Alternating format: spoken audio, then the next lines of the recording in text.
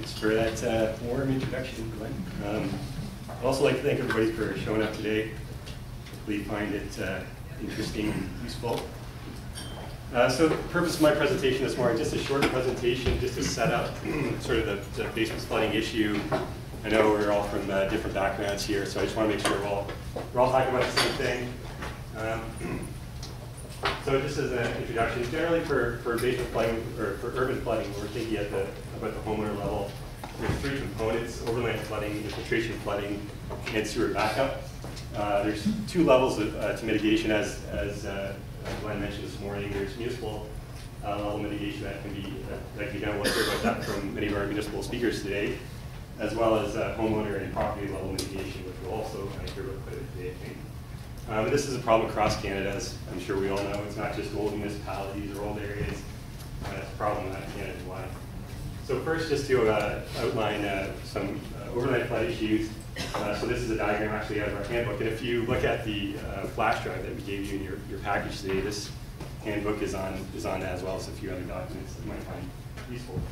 So the first type of overnight flooding, this is generally not insured in Canada. It's a function of various factors. Some of the important factors are lock rating and overland flow routes. Basically, just showing in this diagram a storm sewer system that's full of water, can't take any more water. Water is flowing over the surface in sort of an uncontrolled way, and flowing toward the home, and water is being the home through windows and doors and possibly cracks in the foundation wall, and it flows beside the foundation in the backfill area. The second type is infiltration flooding. So this is generally caused by groundwater, water getting in, again, beside the foundation wall. We're showing here a sort of the groundwater table level, and it's sort of risen above the lower levels of the basement. When it gets below or above that lower level of the basement, water can get into the basement through cracks in the floor and the walls, or possibly through loose between the floor and the wall. Finally, sewer backup. So this is one all the insurers are concerned about. This is often a function of infiltration inflow. I'll show what that is later on. And so here we've got a sanitary sewer system that's surcharging with full water, pushing water back up the lateral into the home. So this is the insured type of flooding, usually insured through endorsement. I didn't mention before, infiltration flooding, again, it's not often insured, but sewer backup is. From the insurer perspective, insurers have been experiencing a pretty significant increase in water damage claims over the past few years. And water damage includes things like plumbing failures, like burst pipes, as well as sewer backup. The point here is that water damage is becoming, some people are arguing, more of a concern than fire, or surpassing fire as a source of homeowner claims. And sewer backup is a big part of it. So, for example, in Ontario, IBC identified in Ontario 2009 about 1.5 billion in homeowner claims, about 718 million of those for water damage. So it's nearly half claims. So just some specific urban flooding events and insurance payouts. So another reason why insurers are so concerned about it. We've had quite a few events in the last few years that have been tens of millions, possibly hundreds of millions. Peterborough was a big one for a lot of people, about 87 million. The GTA, Southern Ontario in 2005, approximately 500 million total, probably more than that. And ICLR asked IBC to break out sewer backup, and they were estimated about 247 million for sewer backup alone. Winnipeg's had some big events in the past. Edmonton in 2004, a good portion of claims for that 166 million for sewer backup. And same for Calgary, Southern Alberta. So these aren't all the events that have occurred, but just an example of how big they can get. And there's sort of two ways that we found that insurers are addressing this problem at the sort of individual policyholder level. One is financial measures, so essentially limiting their financial exposure to these losses through capping payouts, and in some cases limiting availability. So, for example, if somebody has a claim, they might cap your next payout to $10,000 as a replacement or something like that. And if you've got bad problems, you might not be available to you anymore. And the other way, which we think is pretty interesting and pretty promising, it's occurring more and more than we think, are incentives for mitigation measures at the lot level, and also education. So a lot of insurers are developing education materials. Sometimes they're working with lots of municipalities to develop education materials, and they're incentivizing mitigation measures like backwater valves and sump pumps by, say, for example, increasing your cap. So if you put a backwater valve in, you have to have a claim. they might increase your cap from 10,000 to 25,000, something like that. Or it might affect your the availability. It might give you shrink back. And it can also lower premiums in some cases. And generally, these incentives are more substantial in areas that have had, or for individuals that have had problems in the past, because maybe they paid more for the coverage. So if you're in a low-risk area, you might only pay $50 a year. The incentives aren't so strong. But if you're in a high-risk area, you might pay hundreds of dollars a year. So the incentives are a lot stronger. So we think this is a pretty interesting thing. And we hope we can talk about it a bit more today. From the municipal side, municipalities deal with a range of infrastructure. These are areas of stormwater management identified by Dr. Watt Queens years ago. He argued that there's been sort of a few areas, sort of common practices in developing stormwater management systems throughout the decades in Canada. The first area called storm sewer era. And the idea here was sort of to get rid of stormwater flows from urban surfaces as quickly as possible with storm sewer networks. It was also relatively common, or it occurred often in this era, to use combined sewer systems. So this is where you have both home or sanitary sewage and stormwater flows from, say, a road or whatever, going into the same pipe and then treated at the end. The next era is stormwater management era, from roughly 1970 to 1990. This is when they started, municipalities started really to consider the overland flow routes of the major system, as well as the underground system. So when the underground system was full, there was a place for water to go. And usually that overland system was designed for about a 1 in 100 year flow, sometimes more. And the minor system for about a 2 to 10 year flow, so the underground pipes. And now we're in some argue the best management practice era. So we're getting away from just considering quantity and starting to consider the environmental factors associated with stormwater, treating stormwater, and so on. And one of the sort of features of this era is source controls amongst many others, so reducing the amount of water that actually gets into the system. The point here is that municipalities deal with a range of infrastructure that can vary from new areas to old areas. And so for infrastructure, when you have rainfall that exceeds the capacity, so as I mentioned before, often overland flow routes are designed for 1 in 100 year flows, underground systems for 1 in 5 year flows.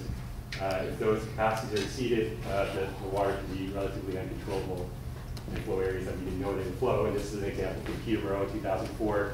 The green bars on the right are the 1 in 100 year and 1 in 5 year flows, and the blue bar on the far left is what they got in July 2004. So with so much water, even a good up-to-date system wouldn't have been able to handle it.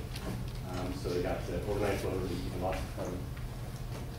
Another feature of urban flooding actually is sort of defines it from riverine flooding is that in Canada we've got pretty good identification of riverine flood risk areas, so areas adjacent to rivers. We have an idea of where those floods are going to be. But for urban flooding, so this is often water flowing over the surface caused by really heavy rainfall. In a lot of cases, we're not sure where these areas are. We're not sure where the rain could fall, or where the water could flow with rainfalls. And this, again, is an example for Peterborough. After the 2004 storm, the engineering consulting firm identified in the yellow areas all the previously unidentified flood areas, the overland flow routes. And a lot of the flooding in this case was in those areas rather than in riverine floodplains.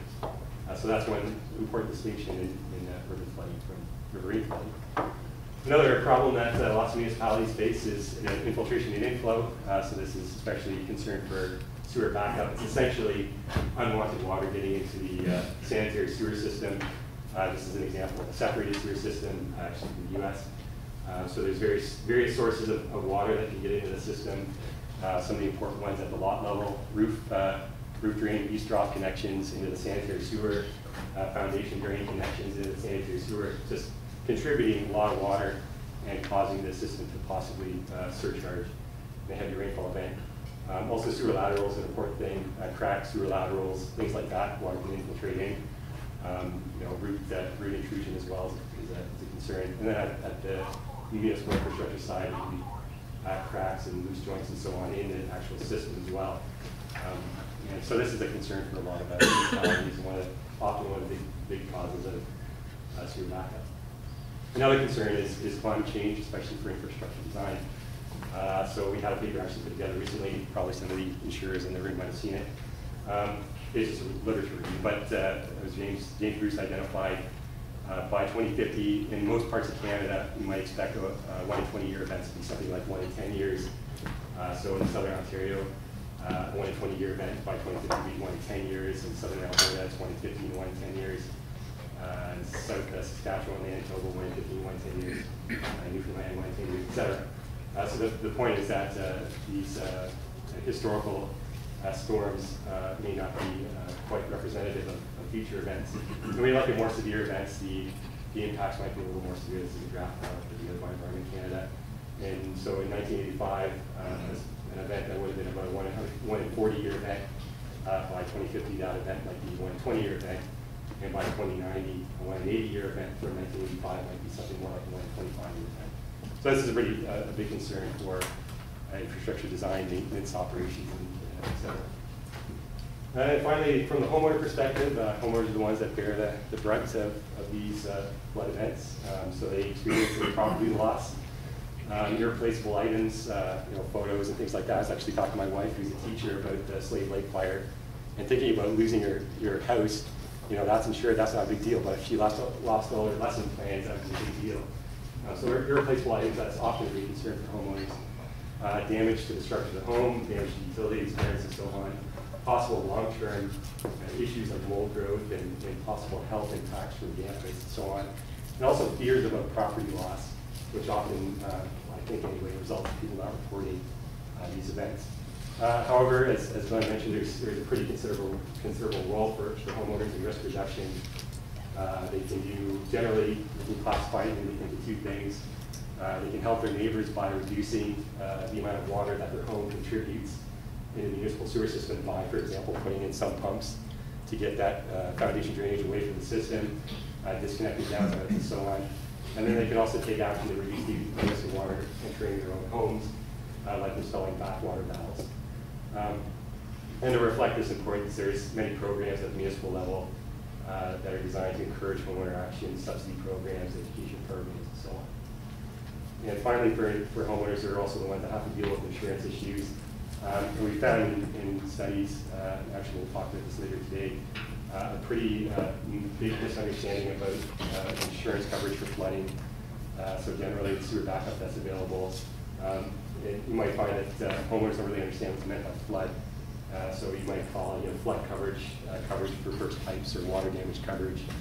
And to them, flood is any water in their basement, whether it's caused by overlaying flows or burst pipes or whatnot. They also deal with premium increases, possible caps and cancellations, but they also have opportunities to take advantage in many cases of mitigation incentives. So there's lots of opportunity here. And just to close off my presentation and get into the rest of the day, I just want to identify a few challenges and opportunities. Hopefully we'll get to talk about a lot of these today. So some of the things we're hoping that we can talk about anyway are how can insurers and municipalities work together to identify risk areas. We'll actually have a presentation from Robert Tremblay later today. He's developing a tool meant to do this. But what are the other opportunities, especially in terms of making sure geographic areas are consistent? Insurers often use postal codes, which may not relate to actual sewer infrastructure or risk areas. How can insurers and municipalities work together to reduce risk? How will climate change affect urban flood risk? How can these climate change impacts be managed? How can municipalities and insurers work together to increase resident awareness of risk, insurance coverage, and risk mitigation? And finally, hopefully we can talk about how insurers can move forward with mitigation incentives. So that's it for the morning. So next we'll have Mr. Dean do that. So thanks very much.